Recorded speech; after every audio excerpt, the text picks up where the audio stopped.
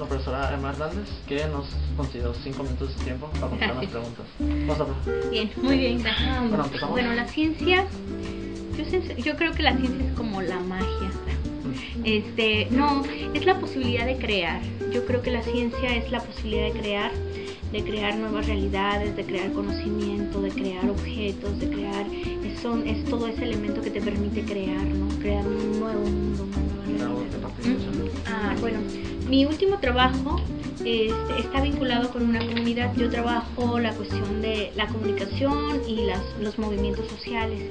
Entonces decidí estudiar las estrategias de defensa, los ámbitos y las estrategias de defensa de una comunidad que se llama Temacapulín, que tienen un problema porque van a ser inundados, ¿no? Si no se detiene un proyecto de la construcción de una presa. Tiene que ver, esto tiene mucho que ver con la parte subjetiva de la ciencia, ¿no? Aun cuando se nos ha dicho durante todo el tiempo que la ciencia tiene que ser completamente objetiva, yo creo que a la hora que generas conocimiento, a la hora que tratas de estar en este proceso científico, siempre van involucrados lo que eres como persona, lo que eres como ser humano y cuáles son tus intereses. Y en este caso tiene que ver mucho con mi interés, bueno, por una parte, la parte de la comunicación, que es mi área de formación y que es lo que me apasiona, pero también por otra parte la parte de los individuos, es decir, la parte humanista, exactamente de qué manera la comunicación impacta o puede ayudar a los seres humanos a transformar su realidad. Eso es lo que me movió. Inició en 1998 y concluyó en el 2011. Ajá. Sí. Bueno, yo trabajo desde la perspectiva cualitativa. En realidad no tenía una predicción, ¿no? Yo intentaba conocer cómo se daban estos procesos a través de los cuales construían sus estrategias de defensa y cómo hacían uso de la comunicación o qué papel jugaba la comunicación en estas estrategias de defensa. Entonces no tenía que ver un poco con alguna predicción o algo que tuviera, sino quería yo entender cómo estaban armando estos procesos. Fue muy interesante todo lo que encontré, porque muchas de las cosas las sabía porque es un tema que estoy trabajando desde hace mucho tiempo, ¿no? Sobre la importancia que tienen los medios de comunicación para los movimientos sociales en términos de hacer socialmente existentes los problemas, ¿no? Pero fue bastante valioso porque pude ver cómo se transformaba una comunidad, ¿no? Pude ver la transformación de una comunidad que era una comunidad que tenía una percepción de la vida, de la realidad de una manera, a una transformación de una comunidad libre, liberadora, que cree en las posibilidades que tienen como ciudadanos de transformar y de detener cosas que no les convienen a ellos. Sí, ha sido impresionante cómo se transformó la identidad y la manera de reaccionar de la comunidad ante determinadas circunstancias, ¿no? De ser sujetos con bajos niveles de escolaridad campesinos, porque es una comunidad rural, donde tenían como muchos prejuicios, porque es de una zona de Jalisco donde hay muchos prejuicios raciales, porque ese es el sector blanco, ¿no? de la parte de Jalisco. Entonces de ser muy religiosos, además profundamente religiosos. Entonces cómo transformaron, por ejemplo, la creencia de que lo único que los podía salvar de esta inundación era la Virgen de los Remedios y el Cristo de la Peñita, a ver que ellos mismos eran los que tenían las posibilidades de cancelar la obra, ¿no? De detener el proyecto con una serie de gestiones, con una serie de acontecimientos, y ellos aprendieron todo ese proceso, ¿no? Aprendieron a crear sus propios medios de comunicación, aprendieron a crear sus mensajes, aprendieron a hacer gestión, ¿no? Con los políticos, con las organizaciones internacionales, hasta el hecho de que en el 2010 se llevó a cabo un encuentro internacional en Temacapulín, que es el pueblo donde se da, que está haciendo la lucha. Es un pueblo que en Jalisco nadie conocía hasta que tienen este problema. Y vienen personas de 60 países, ¿no? Fue un encuentro donde hubo unas 6.000 personas más o menos, de diferentes países de todo el mundo, de África, de Asia, de Europa, como CDI para la defensa del río, que tiene que ver con la cuestión de la... Sí, bueno, esta investigación que realicé estuvo financiada por CONACYT, porque fue la investigación que realicé para obtener mi grado de doctor.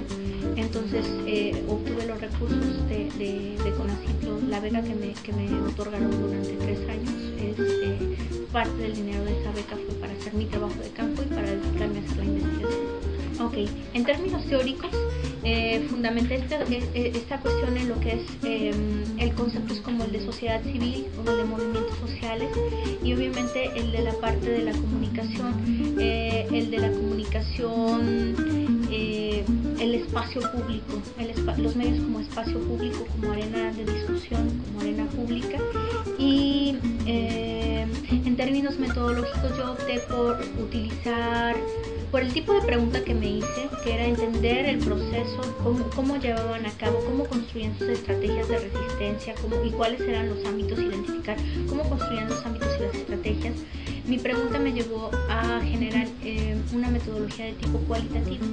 Entonces hice uso de algo que se llama etnografía multisituada. La etnografía multisituada tiene que ver con un ejercicio etnográfico, es decir, estar dentro de la comunidad, estar en contacto con los actores sociales, pero no solo en Temacapulín. La etnografía común y corriente me limitaría al espacio de Temacapulín para ver cuáles son sus costumbres, sus modos de vida y también cómo generan las estrategias. Pero en este caso, como las estrategias salían de la comunidad, las estrategias se llevaron a cabo durante mucho tiempo en Guadalajara, en lo que eran los edificios públicos de gobierno, pero también trascendieron, por ejemplo, a todo alrededor de los Altos de Jalisco, hicieron unas caravanas nacionales, el del Distrito Federal, porque fueron a gestionar a las cámaras de diputados y senadores, a nivel internacional, porque acudieron a otros encuentros con movimientos sociales semejantes, por ejemplo al Brasil, al Amazonas, a Costa Rica, que ahí no los acompañé yo, pero todo lo que pudo haber sido aquí en México, sí estuve ahí presente, ¿no? En esa etnografía multisituada, dando seguimiento al movimiento, dando seguimiento a sus estrategias, haciendo mi observación, haciendo mis entrevistas, ¿no? Entrevistas de tipo cualitativo, semiestructuradas. Sí, sobre todo de todo tipo. Problemas no, son experiencias, ¿no? Más que problemas son experiencias. Por un lado, yo tenía un programa de doctoral que era presencial.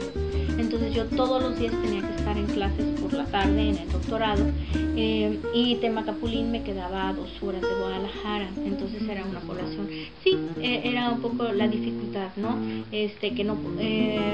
Cuando las cuestiones se dan en Temacapulín, ¿no? Cuando estaban en Guadalajara no había problema, pues ahí daba el seguimiento, o cuando estaban en cualquier otro lugar, era esa dificultad en cuanto al tiempo, ¿no? Sí. La otra fue que era un movimiento que tomó tal fuerza, que tomó tal forma, que se vio amenazado por las autoridades en distintos momentos, y me tocó estar en algunos actos de violencia simbólica y de violencia física, ¿no? Y bueno, pues eso es como parte de la labor de andar con ellos, pues eso es parte de la experiencia. Pues muchísimas fuentes. En términos de movimientos sociales, yo me gusta mucho la corriente de tipo estructural marxista, ¿no? Entonces obviamente tomé un autor de esa línea, que es Alberto Melucci, un italiano. Él es discípulo de uno de los teóricos de movimientos sociales más importantes. Bueno, él es uno de los teóricos de movimientos sociales más importantes, pero él es discípulo de Alain Touraine, que es un francés que ha propuesto toda como esa línea. Me gusta mucho él en ese término.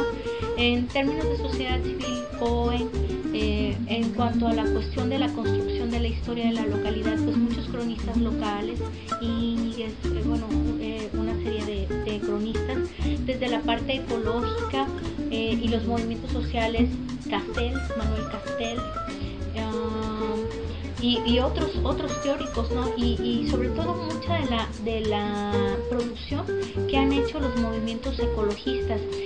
de alguna manera este movimiento de Temacapulín, que comenzó con una defensa del patrimonio, de su casa, de su territorio, de su espacio, se convirtió en un movimiento, en una lucha también ecologista, cuando ellos alcanzaron la comprensión del daño que iba a ocasionar. No solo los iba a dañar a ellos y les iba a quitar su patrimonio, sino iba a haber un daño mucho más, iba a haber daños colaterales más fuertes, ¿no? Entonces esta se convierte en una lucha ecológica, y hay un montón de grupos y movimientos como International Rivers, que fue parte de los que apoyó el encuentro ahí en Temacapulín, y otros grupos, ¿no? El movimiento mexicano en defensa de los ríos, en contra de afectados por las presas y en defensa de los ríos, que es el MAPER, que es un movimiento nacional muy fuerte.